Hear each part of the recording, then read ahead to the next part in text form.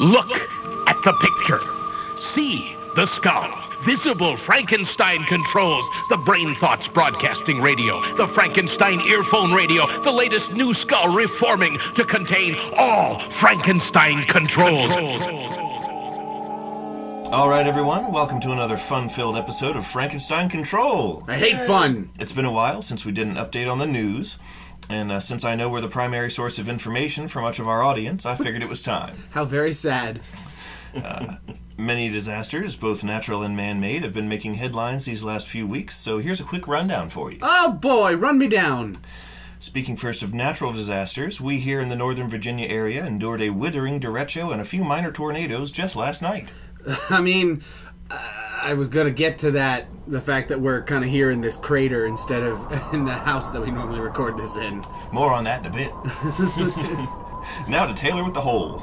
Hello, I'm here in the hall, sitting next to you in the hall, and holy cow, we don't have insurance. I'm B-Rai, I'm also in the hole. I'm Ada, I am the hole. I've become one with the hole, I fully embraced it. It's how she's coping with things. Yes. Anyhow, we actually even got out of the office early yesterday because of the impending nature doom. It's true. On my way home, a single solitary vehicle sped past on the opposite side of the road, heading in the direction of the storm. It was a big black, matte black, like, not even any shine to the paint, Ford pickup apparently carrying the newly elected NRA president, Oliver North. I heard he stopped and got out right up close to a forming funnel cloud and fired into it with a Colt Python, dissipating it and sparing the region further desolation. However, not before strong storm winds carried off the unsecured Bushmaster rifle he left laying in the bed of his truck.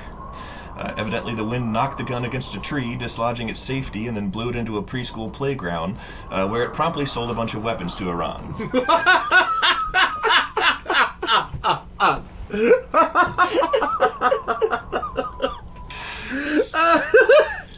Speaking of Iran, the president announced just last week that the U.S. will be pulling out of our 2015 nuclear deal with that country, flagrantly disregarding the wishes and urging of literally the entire rest of the world.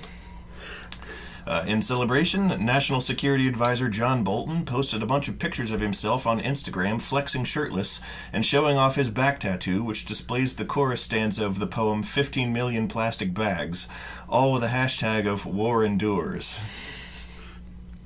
War is certainly doing so in the Gaza Strip, where again President Forethought's decree that Jerusalem will now officially be recognized as the capital of Israel has sparked protests at the border. These turned violent earlier this week when Israeli troops fired upon Palestinian protesters, leaving scores of them dead. In a press conference, Prime Minister Benjamin Netanyahu apologized for the bloodshed, insisting that the border troops saw the advancing protesters and, quote, thought they were goblins.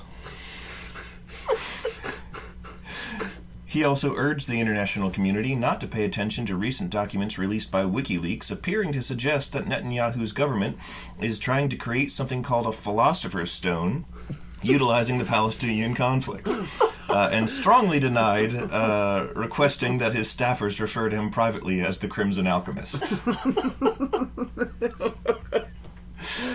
Oddly enough, the very same batch of WikiLeaks papers revealed that EPA Chief Scott Pruitt is afflicted with the curse of the Black Pearl and appears as a rotted skeleton when exposed to moonlight.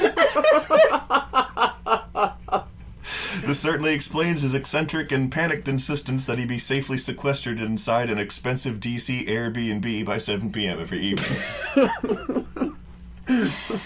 That about wraps up the news, except for the fact that Hawaii's on fire. And oh yeah, shit. The goddess Teika from hit Moana. From the hit movie Moana. Decided to, Disney was trying to open up, Moana Land.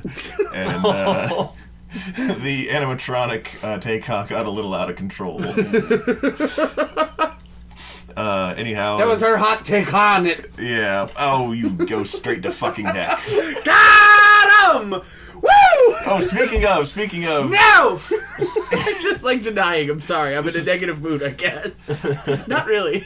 There's a correspondent on the Today Show. Lisa and I watch the Today Show every morning because that's what her family watched every morning when they got ready for work. even though the vast majority of what we do is swear at it and are angry about the headlines they are deciding are news, most of which pertains to the royal wedding. And there is a correspondent, or I guess that's the term for it, on the Today Show, whose name, his real first name is spelled G-A-D-I, and it is in fact pronounced Gotti. Gotti! And every time it cuts to him and they're like Gotti, either Alyssa or me will go, Gotti! Oh, the infinite mileage of this stupid thing to say. I love it. Well, that about wraps up the news, or at the very least I'll become even more despondent if we talk about more of it, so let's start the show. Good night, everybody. As stated before, welcome to the hole in the ground that was once our house. A tornado done lifted it up and took it to Oz, but we were all at Cece's Pizza, so, well, we got home full at least. It kind of makes up for the fridge that was once in our home. But now we just got a bunch of,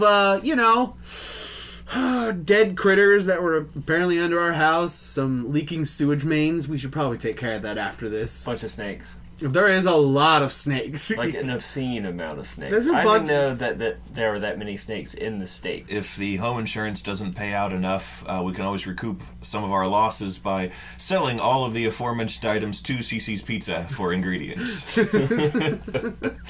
Because... Are you kidding? Solely because of Ada, we owe more than 3 houses worth to Cece's Pizza. I'm actually already. technically banned from Cece's. They just don't always recognize me because I keep changing my hair and outfits. You keep coming in with like a different driver's license, which I don't know why they asked to see your driver's license at Cece's. Well, they instituted the rule ever since. I show it anyway. She's the one person who like proves like the glaring hole in the logic of their business model. You show up in a sombrero and a Fu Manchu. It's like, hello, I would like to purchase 1 Buffett, please. If you could, I would also enjoy a cup of free water. They have a mugshot of you, like, do not feed this woman, and it's like an Azkaban mugshot. You're like moving in the picture, and you look crazy. I'm just imagining you in all these scenarios in which you're causing further impedance and just general bother to the cost of Cece's. Where like, not only do you order the buffet. You order the buffet and then eat them out of restaurant and home. But also, like, you order the water instead of a fountain drink. And then you go to the napkin machine and, like, I just imagine you, like, taking in 50 napkins, each individually, because that's how they have it set up now. You can't grab them by the bunch no more. So there's you in your sombrero and Fu Manchu just... I'm there for 20 minutes just making this huge stack of napkins. And the size of a Scooby-Doo sandwich. Yeah, exactly. You're out of napkins. And then, like, 20 minutes later, there's, like, a pile of pizza bones all over the table. They're like, where's that sombrero person? And then you just hear, like, a toilet going, like... You just come out of the bathroom. There's a problem with your toilet. One time Ada ate a bunch of garlic pizza and was Buffet the Vampire Slayer. Oh! Very nice. It's stupid. I like how our show keeps coming back to vampires. I have a toxic breath weapon that only works on vampires. It hits them right in their toxic Draculinity.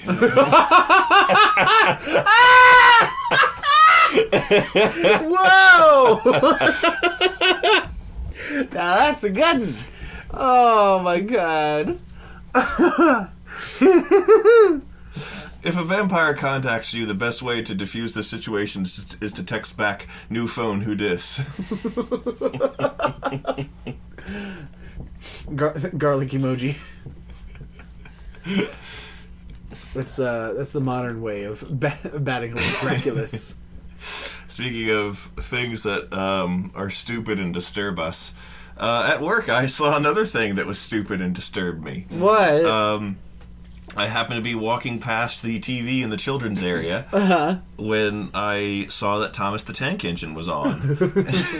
Taylor knows where this story is going. Thomas the Tank Engine is far from the the root show that it was when we were all little. It is no longer stop motion animation. It's now basically just Breaking Bad, but with trains. Yeah. It's not. It's a hell of a lot of mess. It's not. I'm fucking around.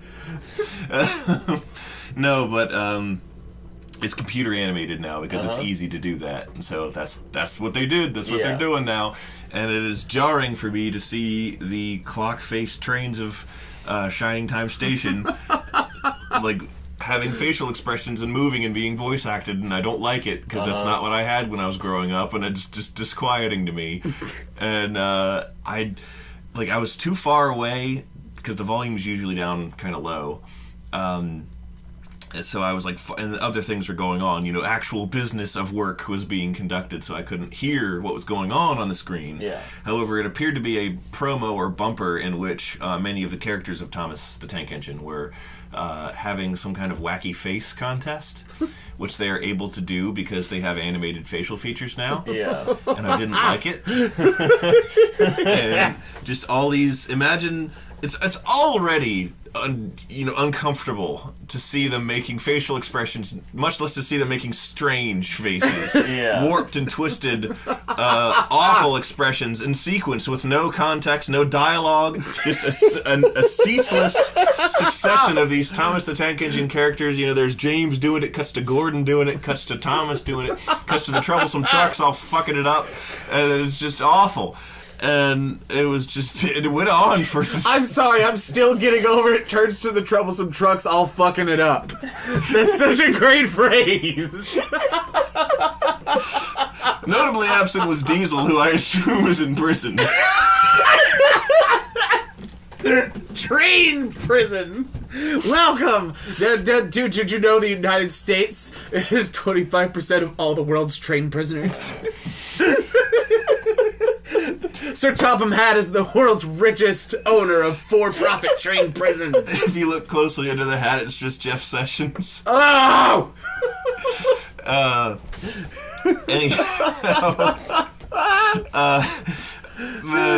It affected me so strongly, I actually wrote down for posterity how it made me feel. It filled me with the same profoundly disquieting mix of fear and confusion one would be drowned in upon seeing a strong male role model from childhood experience an abrupt moment of utter indignity and weakness, perhaps as best described in the John Vanderslice song, "My Family Tree Is Me." What? That's how it made me feel to see them trains making them faces. And I didn't My Family like that. Tree Is Me sounds like a Dr. Seuss book. It does. It's a good song by John Vanderslice. Dr. Vanderseuss. Of the New England Vandersooses. Coincidentally enough, they made their fortune in the railroad. Oh. Railroad prisons? Yes. Oh, okay. They had human prisoners build the train prison. Yes. On a railroad. Sylvester Matushka had to be kept away, or else he would derail them all to masturbate. Oh my god. His first job was as a warden. Yeah. I never really watched Thomas the Tank Engine. I thought the stories were a bit trite. They always seemed to be on rails.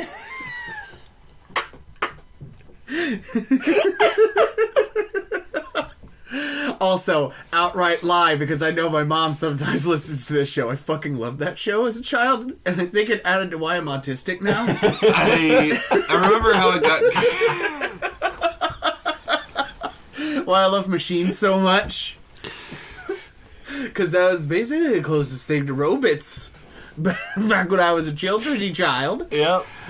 I do remember how they got weird a couple times later in the series when they tried to do like special episodes addressing things that kids might have heard about and been scared by. And Thomas the Tank Engine is offered some blue coal by Diesel in the back shed of the... Well, that's one of the reasons why Diesel's in prison. Prison. Where he belongs, might I add you. But... No, I was speaking more of, like the whole Columbine thing happened in 1998, and that was a new phenomenon. Lord, please tell me there was a Thomas the Tank Engine Columbine episode. There was. It was called Rail Shooter. Are you kidding? No! I mean, yes! I'm in awe. I'm taking a bic. I'm in a new dimension. They're four of me now. Rail shooters. Stop it! I don't know what life is anymore. You know, that kind of reminds me, on the way Did Thomas bring a tank to school and shoot everybody up for making fun of him or something? No. I don't know, a bad train came and shot everyone. And he complained about how, like, annoyingly easy it was. So, wait, that's how Diesel got in prison? Well, Diesel sold him the gun. Oh, shit. We're entering a whole weird area. I don't like this area. This area makes me sad. I've joked myself into a hole here, and I don't know how to get out of it. Hold on, Mr. Conductor is getting us to the turntable. It's alright, hold on, we just gotta... okay, we're on this rail now. I remember that, of all of the trains on Thomas the Tank Engine, wasn't James kind of an asshole? They were all kind of assholes, from what I remember. All of them had, they were all just assholes in different facets. Nothing in... I remember Gordon was a pompous jerk. Nothing encapsulates the millennial experience any more than imagining a drunk young 30-something at a bar slamming his drink down and saying, "All the trains on Thomas the Tank Engine were kind of assholes, if you ask me."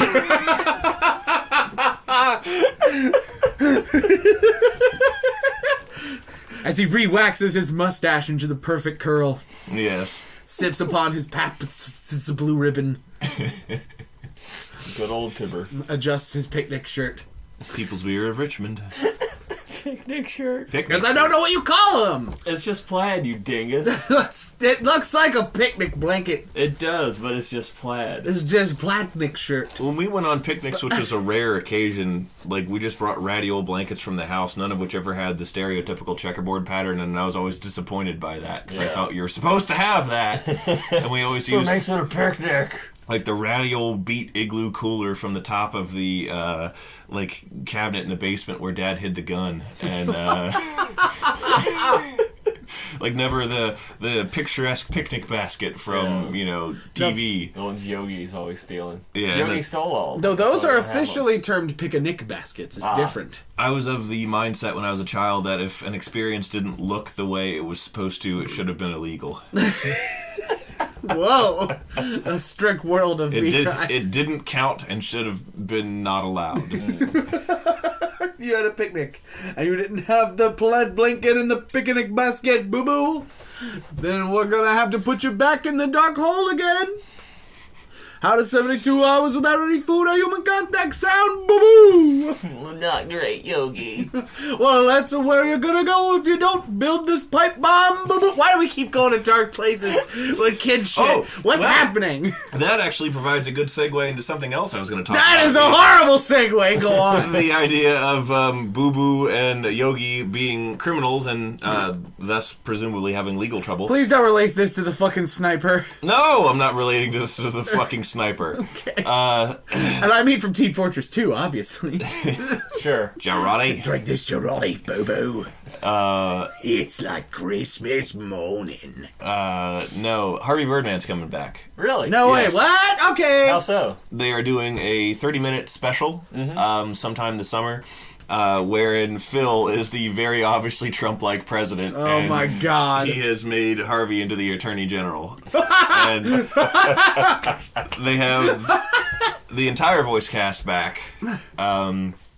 And I think Harvey, in the majority of his role, is going to try and leak secrets about Phil to get him impeached. Yeah. Because Phil presumably is going to be up to his old tricks and just doing things that make him wildly unqualified for the highest office in the land.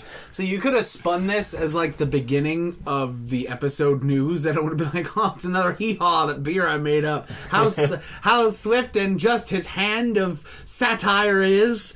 But no, you just described what's going to happen. How do you know this much about it, B-Rye? Do you know something we don't? I saw it on Reddit. Oh. That's it. Oh, well, that's good news to hear. That, I really liked that show. It was very silly. Yeah. I think it's solidly one of the best shows they've ever had. It's just so funny, and it holds up so well.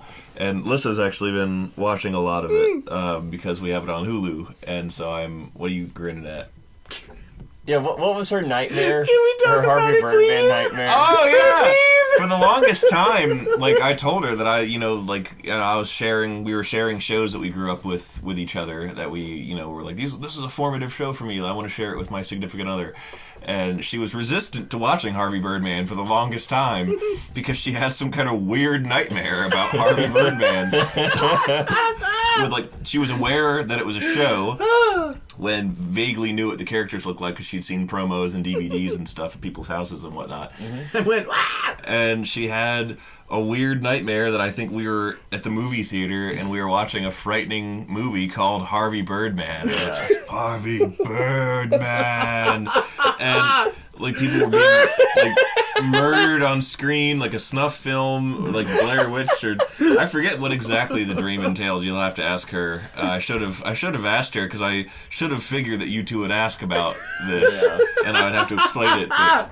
I mean, I figured it'd be like the 8,000 other subjects that we're not allowed to talk about. But she'd just go like, "No, it's scary." I'd be like, "Let's watch Harvey Birdman. It's great." No, it's scary. It's scary. No, Brian, that's scary. And nightmare fuel.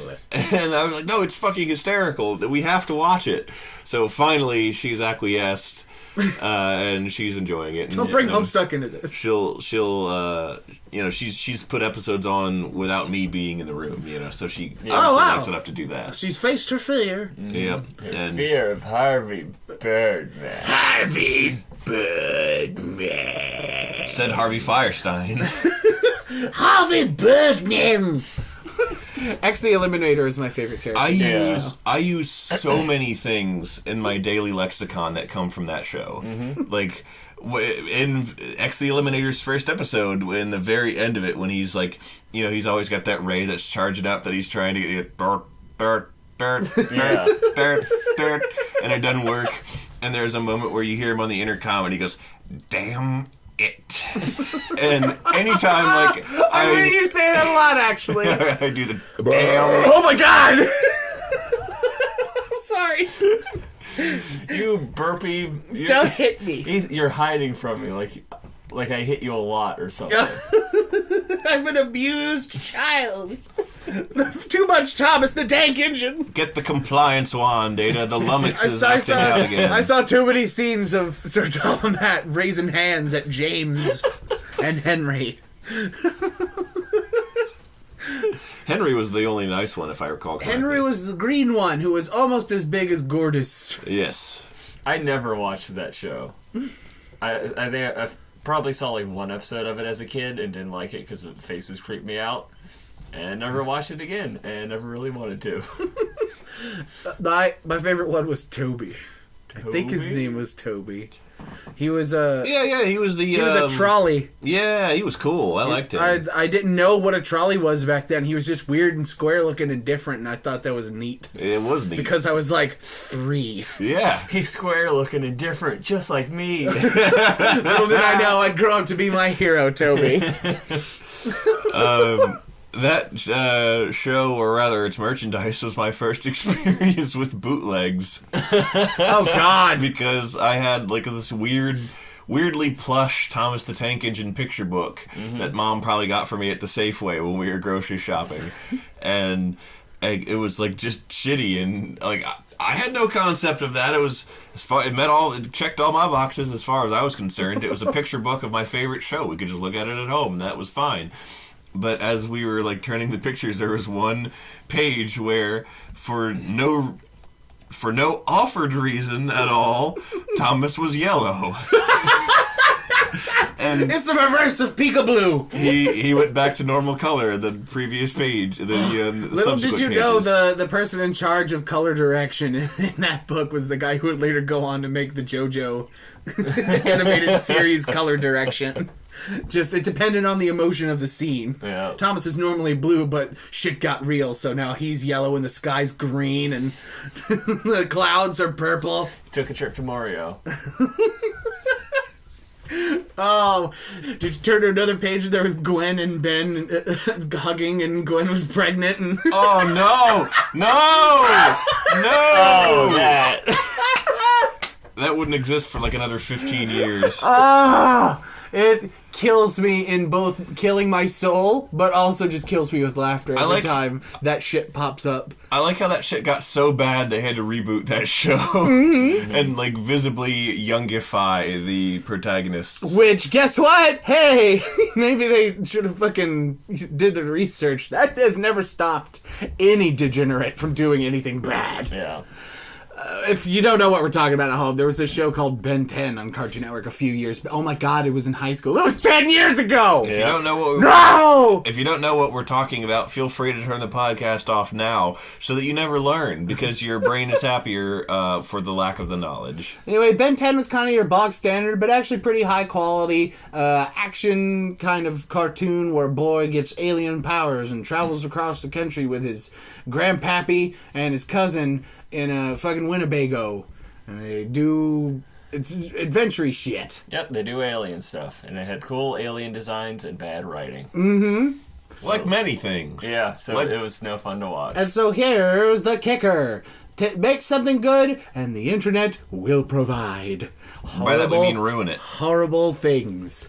And the horrible thing in this case was that people like to pair up the young Ben and his almost as, like, I think equally young, I think they were the same age, cousin Gwen, and have them do gross, inappropriate, illegal things. And then there was like a really famous one where, like, was it a coloring book or a sticker book? Yeah, it's like a bootleg sticker book where they took fan art of Gwen pregnant and Ben with his arms wrapped around her. and the sticker is a fucking sticker! In a real fucking thing? Yeah. Oh, God! And these bootleggers put that as like the cover art on their bootleg sticker book and shipped it out to stores. Please enjoy. Did it actually get put on the shelves in the U.S.? No, probably not. See it go, probably just Jesus Christ. And like the wherever people find the them? ridiculous bootleg shit. I can't remember what they're called. Bodegas. I guess they're it's like not a thrift store. It's just like a head shop. No, it's just like a big, like almost a warehouse where shit, like flea market type thing. Yeah, where, I know what you're talking yeah, about. they have like all these individual stalls open up. And a lot of people sell their bootleg stuff there because I guess they don't need as strong of a business license or any kind of consistent product to be there. Or human decency. Yeah. You don't need any of those things to sell shit off a folding table that you put in your van. Exactly. And like I've been to one before, and they there was like a whole bootleg toy area of like a gun that's shaped like Superman, and like. I remember there were like a lot of toy guns. Like one of them was a pretty realistic looking pistol, but it like made laser sounds. You know, just because Ollie North says if you make your guns make cartoonish sounds, it'll make them less deadly, or does not make them less deadly. I think you'll find. Yeah, just because it moves when you shoot it doesn't mean it also kills people. It's just as deadly as an actual cow. It's just as realistic. It's just realistic enough to get you shot by a cop. If you're black. Yeah. Da-da-da-da-da, shit. Well, that was a good little bit of social commentary, wasn't it, folks at home? If you want to text us for the newest social commentary, dial 111. That's it. Just dial it. It'll know what to do.